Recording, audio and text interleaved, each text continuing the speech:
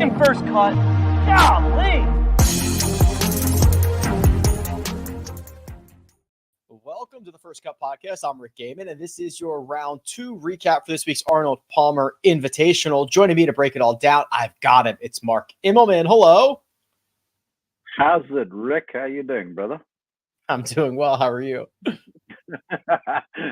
Are you laughing because I've been next to Coach Jonathan Coachman for 2 days?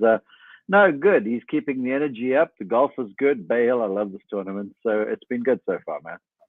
Yes, that's exactly what I was thinking about. And I have got a leaderboard for you, Mark, because we have a 6-way tie at the top. We will get to that, or at least most of it, but let's try to stay a little bit here in chronological order. Shane Lowry goes from afternoon wave on Thursday to early morning wave on Friday and does what he needs to do to stay on top of the leaderboard by shooting a 1 under 71.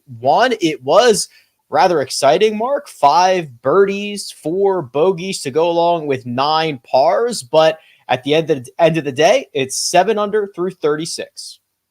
Yeah, and I think almost a win for Shane Lowry because his record has sucked around this place. I mean, prior to this event, he's had 6 attempts and missed 5 cuts. And the one time he did make the cut, he shot 81 Saturday, so didn't have the best weekend and finished down the field. And early in the week on our pre-game show, we talked with him, and he was like, I just got to try and figure this place out. He goes, I don't know how to play it, but I'm coming in with good confidence. And obviously the confidence, look, a guy playing well, a PGA Tour player playing well, they'll figure their way around the place. And I thought he just played really nicely. But today, Rick, the golf course, it was firm-ish yesterday. There were some mud balls and stuff in the fairway, but today the greens really began to take on what Arnold Palmer would call championship conditions. And so, it starts to kind of separate the wheat from the chaff a little bit. And so far through 36, Lowry's looking pretty good. Well, it is interesting because I think we kind of knew, and the scoring early in the day told us that Bay Hill was playing more difficult. So when Justin Thomas posted his 1 under 71, I think he was in 8th, Mark, and I was wondering how much that was going to improve over the course of the afternoon. It didn't. He's currently in a tie for 10th. We've gotten a little bit of a run of guys at the top of the board late on Friday, but it still doesn't take away from how difficult this golf course is played. Yeah, certainly. And you're seeing this bunched up leaderboard. That stuff typically tends to happen when a golf course is difficult because no one gets on these crazy bananas runs where they sort of go bananas and get well out in front of the field. And par's a good score, and when par's a good score, you're going to see people sort of bunching up. But the way it's shaping up right now, I think anything in the 60s is a good score. What jumped out to me, though, later in the afternoon, because you can almost set your wristwatch on the fact that in the afternoon, the winds will freshen, the place will dry out some, but late in the afternoon, it's like the wind laid down. And that was really, really surprising.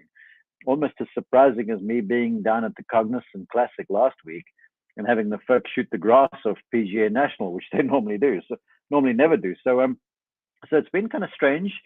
But that being said, any round under par is a good day's work, especially as it pertains to JT. Yeah, you talked about rounds in the 60s. There were 4 rounds in the 80s. Colin Morikawa shoots an 80. Tommy Fleetwood cards an 80 with a 10 on number 6. Went through at least a sleeve of balls into the water there. David Ford an 83. Adam Svensson an 80. What's more surprising? Tommy Fleetwood making a 10 or Colin Morikawa shooting an 80? I'd say Morikawa shooting an 80.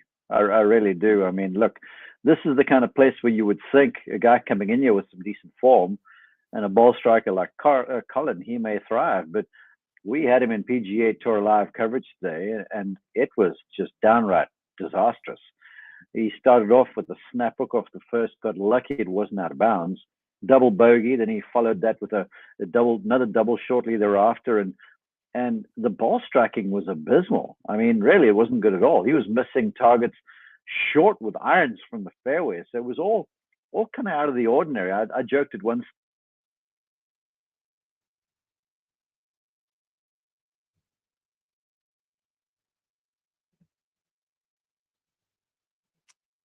We might have lost the Mark. All right. Well, we will try to reconnect with Mark, but I can take us a little bit farther here. Collin Morikawa lost a stroke and a half in all 4 major categories. What do I think? Paul says, what do you think Mark's was going to say? I think that he was going to say, someone of the ilk of Collin Morikawa, twice a major champion, would never be able to shoot down Bay Hill. How close was I, Mark? The word ilk was good. The accent was desperate, Rick. No, it really, the way he struck the ball with the irons, I was shocked. And I think I was joking with the fact that his evil twin showed up and took the clubs for 4.5 hours. So him shooting 80 was kind of out of the ordinary. A 10 on number 6. Look, you're going to see numbers over there because you just got to stand on that tee and you tweak one, and you're going to play it from the same place, and then you block another, and then you lay one up in the water, and it happens quickly on 6. So Collin Morikawa was shocking.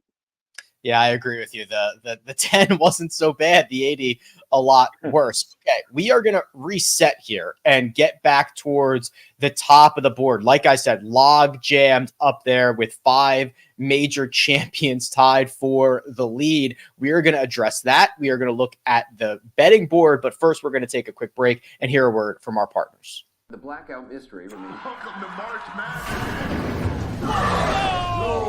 You just never know in the tournament who is going to shine. Stream March Madness live on any device, anywhere, and be ready for anything.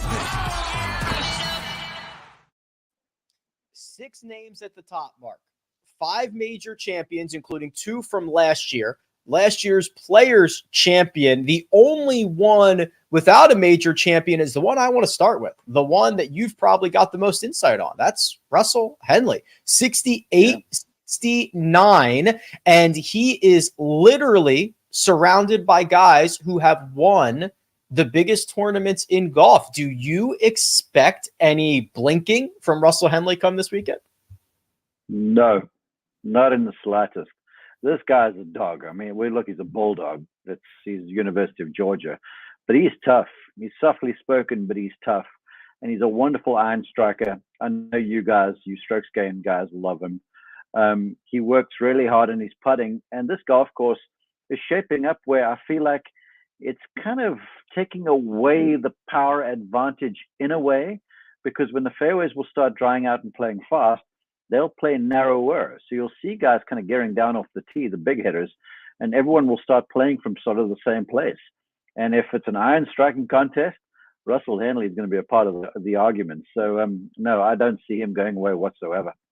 7 under is the lead. Russell Henley's there. We talked about Shane Lowry already at the top. Mark, I think Hideki Matsuyama hit not only the best shot of the day, maybe the best shot of the year. It's early in 2024, but one of my favorite shots I've ever seen on number 3 with both feet in the water, ball waist high.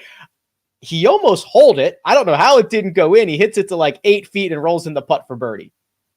You must have missed us on Thursday, because on the 11th hole, Luke List did exactly the same thing. And 11 to me is a tougher target. Yeah, but I saw that. I saw your tweet. Your tweet made me go and look for it.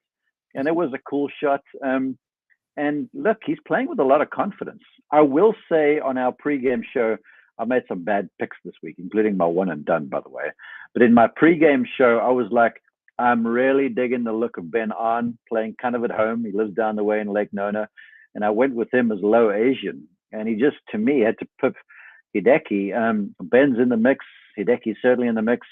Tom Kim and the rest of them were sort of struggling. So, look, Hideki, the way he hits it too, is not going to go away. He really isn't. And I love the fact now with a putter, he's got the toe of the putter more down at address. You know, at one stage, he had that toe way up, almost a la Isao Aoki, another Japanese legend. But with that blade more flat, the putts are starting on line a whole lot more. And when he starts making putts, we've seen what he can do in big events. A pair of 2023 major champions also at 7 under. Brian Harman got off to a hot start and shoots a 68. Wyndham Clark finishes in a flurry and shoots a 66. Both of these guys, when they get going, Mark, they've got plenty of firepower. And then when these courses get difficult and they can kind of use some of their skills to separate, it's fun to watch, and they're both in the mix again. Well, how about Wyndham? I mean, he wins Quail Hollow, the Wells Fargo, then he wins the US Open, then he sort of goes away for a little while and was struggling with his game. Then all of a sudden, comes around at Pebble Beach, has that marvelous 60 there to win, and he's proving that all of the stuff is no fluke. The way he finished today was awesome. So yeah, both of them are quality. Look, these guys are quality players, all of them. And when you start to get golf courses like this, it'll certainly highlight the guys with the skill and the guys who have the mental acumen and the emotional sort of wherewithal to hang around when things are going rough. And the both of them have shown that they're capable of this. And I'm just keen to see how the weekend pans out with it. Yeah, Wyndham Clark, now there's a long way to go here, but if he were to win this, would have 4 wins in the last 2 years, a major championship, and 3 signature events. That's yeah,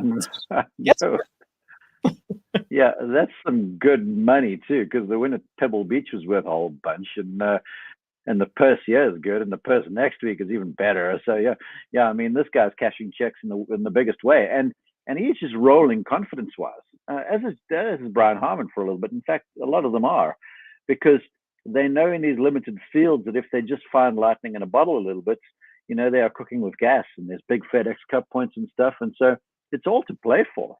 And you can sort of go through these things in like a Brooks Koepka sort of a way where you go, all right, well, so-and-so's not playing well, and these guys, they can't handle the golf course, and these guys can't win. So I've only got to beat 15 people. Brooks used to do that sort of stuff. So I feel like there's some of that sort of stuff going on too. And so the confident guys, they're coming in here going, I just got to do me and beat like 20 folks, and I'm on my way.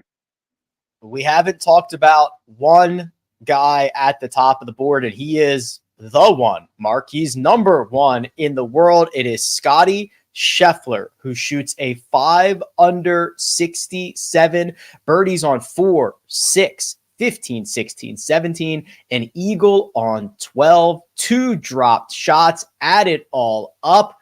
As I mentioned, 67, and Scottie still didn't particularly putt great, but he putted much, much better, and he is feeling it right now. Yeah, this man to me is so impressive, and it's the ball striking aside. Think of how long he was loyal to the old putter. Then he changes, goes to a mallet head, which is a big change from the answer style blade that he was using, that Scotty Cameron or whatever it was. And so he changes putters, has a desperate time of it in round 1, and then sticks with a putter and comes out in round 2, and he just shows so much patience. He never really phased. He's hanging around, misses the odd putt, but he's okay with it mentally. And sort of the loyalty of him to just stick to what he's doing, no matter what the results are, is admirable. Because on the PGA Tour, it's like a carousel. I mean, I can speak as a former golf instructor. You're here today and you're gone this afternoon, kind of thing, because everyone's looking over their shoulder and looking to see who's doing what and who's swinging what and who's working with who. And so it's a really volatile, mercurial sort of a place. And guys are changing driver shafts and stuff and putters and wedges almost weekly.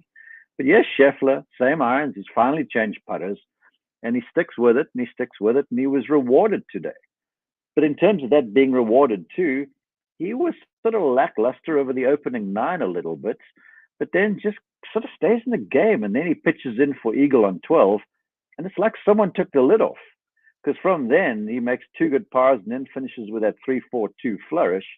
I mean, goodness gracious me! Right now he looks like he's the guy to beat again, which is not surprising, but in a way it's surprising because his level of consistency is off the charts. Absolutely off the charts, and that leads us to what Vegas thinks about who the favorite would be. Josh, if you'd be so kind, I imagine we're going to see Scottie Scheffler's name. Yeah, surprise! Yeah, wow. It is 220 to win the Arnold Palmer Invitational. Hideki Matsuyama is 8.5 to 1. Wyndham Clark, Russell Henley, Shane Lowry, Will Zalatoris, who we haven't mentioned, 10, 11, and 12. And then if you want to go a little bit deeper than that, Brian Harman and Victor Hovland are both 18. We didn't even get to those guys, Mark. Zalatoris is 1 off the lead. He's 12 to 1. Victor Hovland played his back 9 in 31. He's 3 shots off the lead. This thing really did get compacted late in the afternoon. Yeah, this is the same Victor Hovland he changed golf instructors. Joe Mayer's no longer working with him. So he's working with Grant Waite right now. I think it's on the quiet, so I shouldn't have said that. But walking off 7 green, he banged his putter on a sprinkler head so bad, I thought he might have bent it because he looked like he was downright aggravated. And then all of a sudden, like you point out, he turns it all around on the second 9, which to me is kind of curious too, because as far as the scoring is going, the second 9 has played more easy than the front. And that's not normally the case. The first 3 holes in the front are hard, then 8 and 9 are hard. And on the backside, you got 11, and then you got 14, 15, they're hard, and 17 and 18. So I'm keen to see if that stays. But they were getting after this place, and Victor did so. You look at those numbers, I'll tell you who I will lay a few shekels on is Will Zalatoris. Mm-hmm. He plays hard golf courses well. People aren't going to get away from par too badly. So he's the kind of guy who's going to hang around there. And the way he hits it, he'll be a part of the storyline. So look, it's shaping up to be a great weekend. And I feel like we're going to be 4 or 5 wide coming down Sunday. I wouldn't be surprised at that. Well, the good thing, Mark, is that no matter what happens on Saturday, what happens on Sunday, we're going to have recap episodes after each and every one of them. And barring weather, I won't have to be involved in the playoffs. So we'll be done whenever my group's done. So I'll be out of here. I'm happy. Weather looks good for the weekend, right? We don't have any issues. Yes. Yeah. I spoke with the rules folks. They're like, it's going to be nice. It's going to be a little, not bad breezy like it normally can be, but just warm enough to get these players nice and firm and fast, and the rough is juicy. So it's going to be all you want over the weekend. All right. Well, I cannot wait. We are hopefully going to get a firm, fiery, and fast Bay Hill, and we'll be back Saturday night and Sunday night to break it all down. Big thanks to producer Josh, who does all the hard work behind the scenes. That right there, Mark Immelman. You can see him here. You can find him on Twitter at Mark_Immelman. PGA Tour live tomorrow morning and Sunday, right? Featured groups. Yeah. Do you know who the groups are yet? Not yet. We'll get the assignment shortly. But I'm alongside the coach for all you folks who haven't watched us just yet. And the coach is all in for this stuff. He tells me it's his dream to call golf, and he is up for every shot. I mean, he is so full of energy. It's palpable, and it's a lot of fun. It is the first voices I hear in the morning are Mark Immelman and Jonathan Coach. What a world! Sorry. I'm sorry. There's not enough coffee and tranquilizers for that stuff, Rick. Come on now. I know. I've got to find some new prescriptions to be able to get through these mornings. We'll find out. All right. We'll be back Saturday, Sunday. This has been The First Cut. We'll catch you next time.